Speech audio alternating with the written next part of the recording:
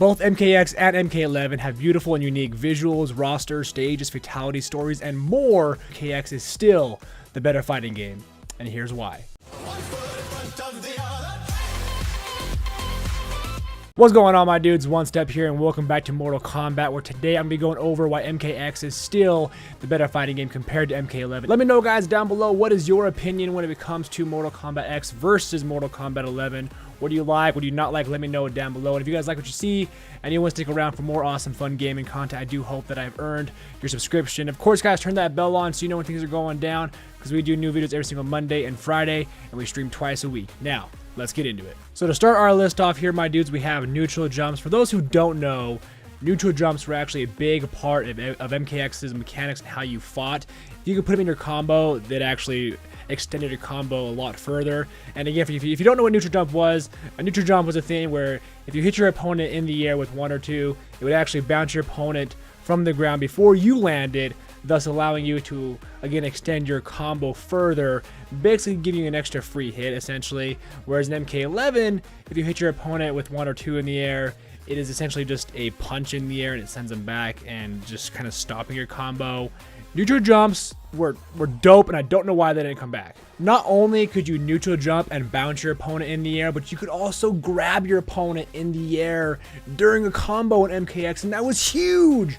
It was huge for two reasons. First of all, because it was a great way to end the combo, get some extra damage in from a grab, and just kind of an easy out, essentially. But the second most important reason that you could grab your opponent in the air in MKX was because a lot of brutalities required you to grab your opponent for the final hit. And it was a lot easier to start a combo off, put your opponent in the air, and then grab them, thus to do the brutality, where you can't do that in MK11. In MK11, they do have brutalities that require the last hit to be a grab, so essentially, you have to just walk up to your opponent, hope they don't hit you, and grab them on the ground to do the brutality. So grabbing opponents from the air, that needs to stay. I don't know why it didn't. Speaking of brutalities, the way you could perform brutalities in MKX was far better. And what I mean by that is, for some weird reason in MK11, they put the finish him frame in the middle of your combo, really messing you up, and it is still hard to get used to.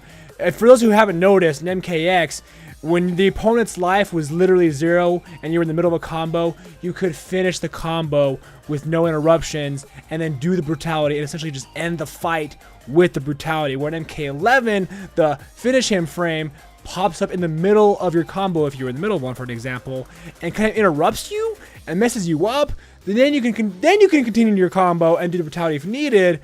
But the finish him frame in the middle of your combo, I don't know how that got in there, and whoever put it in there didn't take it out.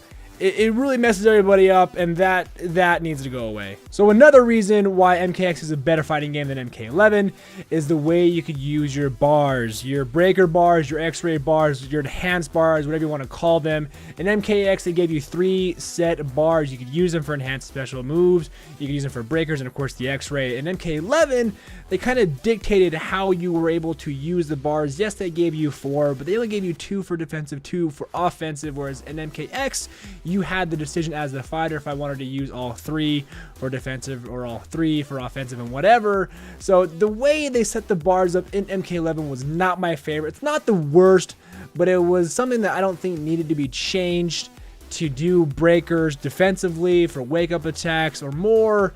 They could have just left the bars alone, in my opinion. And finally, we have wake-up attacks. The way you were able to do wake-up attacks in MKX was awesome, because again, you, the fighter, decided how you wanted to wake up with your wake up attack, what special move you wanted to use with your wake up, because you kind of got a good idea of the situation you were in, whether you're in the corner or being a rush down or zoned, and you could decide what wake up do I want to use, and that was your decision. In MK11, again, they kind of dictate how you wake up. They give you 2 options. So every character has 2 wake-up attacks, and they're all the same. One gets armor, one does not.